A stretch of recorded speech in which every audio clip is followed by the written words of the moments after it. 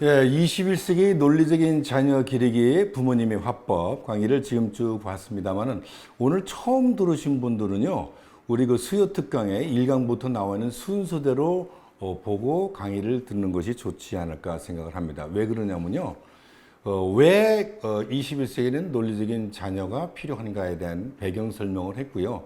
그러기 위해서는 부모님이 화법을 어떻게 해야 되느냐, 우리 아이들한테 하는 방법들을 얘기하고 있기 때문에 그 순서대로 시청을 해 주시는 게 좋을 것 같습니다. 우리가 지난 시간에도 쭉 해왔습니다만은 논증에 대한 얘기를 했고요. 그 다음에 우리가 하루에 생활하면서 제일 많이 하는 판단이 좋다, 나쁘다, 긍정, 부정, 찬성, 반대 이런 쟁점에 대한 이야기들을 많이 하게 됩니다. 그랬을 때 우리 아이가 뭘 좋다, 나쁘다라고 했을 때 부모님 화법은 어떻게 한다고 그랬어요? 왜? Why? 왜 그럴까? 이렇게 질문을 하는 것이 좋다고 했습니다.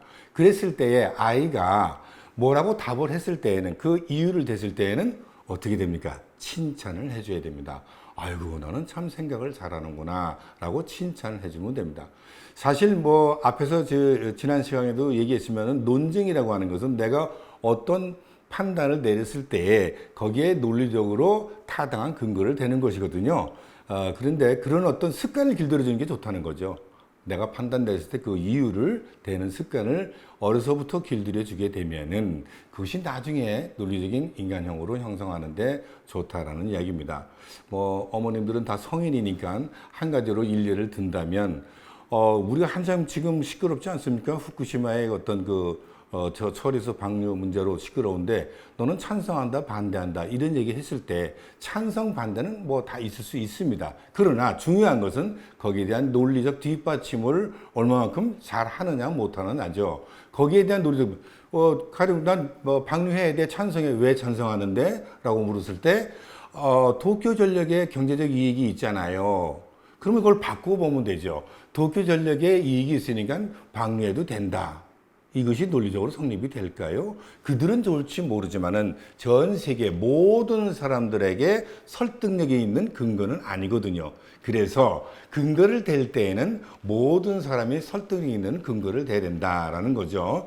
물론 어린 아이들이 그러한 근거나 이유를 댈 때 그렇게 올바른 근거를 댈 수 있진 않습니다. 어린 아이들이기 때문에 어찌됐든 옳든 그르든 그런 뒷받침을 이야기를 한다면 어머니들은 칭찬해 주면 됩니다. 아, 너는 참 생각을 잘하는구나.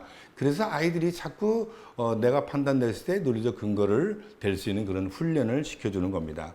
그 다음에는요, 또 중요한 거는요, 우리가 아이한테 질문을 던질 때 무엇이 같은 점인가, 무엇이 다른 점인가, 이런 질문을 아이들한테 해주는 게 좋습니다. 가령 예를 들어서 엄마 아빠가 있는데 엄마 아빠 같은 점은 뭐야? 그러면 아이가 또 이렇게 얘기할 수 있어요. 엄마 아빠 둘 다 술 좋아하는데 이렇게 얘기할 수도 있겠죠. 그러면 다른 점은 뭐야? 근데 아빠는 소주, 엄마는 맥주 이렇게 될 수 있죠. 이런 질문을 던짐으로 인해서 아이들이 세밀한 관찰력을 길들여지게 되고요. 그 다음에 이 같은 점, 차이점 이런 것들을 몸에 익숙하게 됩니다. 이것이 체득이 되어야만이 우리가 좀 더 나아가서 중학생이 되고 고등학생이 됐을 때 논리적인 판단을 하게 되는 데는 그것이 기초가 되는 겁니다. 그래서요, 이제 아이들한테 얘기할 때는 처음에 한 걸 다시 한번 쭉 정리한다면 네가 생각해 보렴. 엄마보다 생각을 더 잘하는구나 하고 너 어떻게 그렇게 생각을 잘했니? 하고 칭찬해 주고요. 에휴 너는 생각을 왜 그렇게 못해? 하고 쥐어박지 말라라고 했습니다. 그리고 어떤 좋다 나쁘다 어떤 판단을 냈을 때 너는 왜 그런데? 왜 그렇게 좋아? 왜 나빠? 그 나름대로 이유를 대면은 너는 그건 참 이유를 잘 대는구나. 잘 하고 있구나라고 칭찬해 주는 습관. 그 다음에 무엇이 좋은 점이고 무엇이 다른 점이니? 라고 이렇게 물어보면 됩니다. 아이가 말이죠. 유치원에 갔다 오는데 한번 물어봐도 돼요. 또 정확성을 길러주기 위해서는요. 아이 유치원 선생님이 오늘 무슨 옷을 입었어?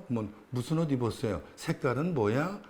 나 색깔은 잘 모르겠는데 계속 이런 어떤 질문을 던져줌으로 인해서요. 아이들은 그 다음에 엄마한테 답하기 위해서 생각을 합니다. 오늘은 무슨 옷을 입었어? 이렇게 되죠. 또 그 다음에 어린이집 가는데 어떤 길가에 할머니가 오늘 앉아 있었어. 그 할머니가 앉아 있었어. 그래, 할머니의 모습은 어땠어? 할머니 옷은 무슨 옷을 입었어? 할머니가 들은 건 뭐야? 이렇게 자꾸 질문을 던짐으로 해서 아이들은 거기에 대한 관찰력이 자꾸 갖게 되는 겁니다. 그리고 정확성을 얻게 되는 것이죠. 그런 습관들을 화법에서 길들여 주면은 아이들이 21세기 논리적인 자녀로 거듭나는 데 도움이 될 겁니다. 지금까지 제가 얘기했던 거는요, 학생들을 위한 어머니 화법이고요. 이것이 그런 화법들이 잘 길들여진 다음에는 중학교, 고등학교 가서는 또 다른 버전 2에 대한 화법이 나가야 됩니다. 지금은 초등학생들을 위한 화법이었고요.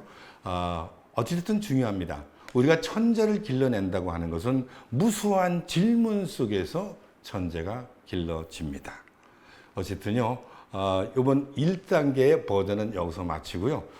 이렇게 몇 년 동안 길러진 아이들이 이제 중학교, 고등학교 때는 버전 2입니다.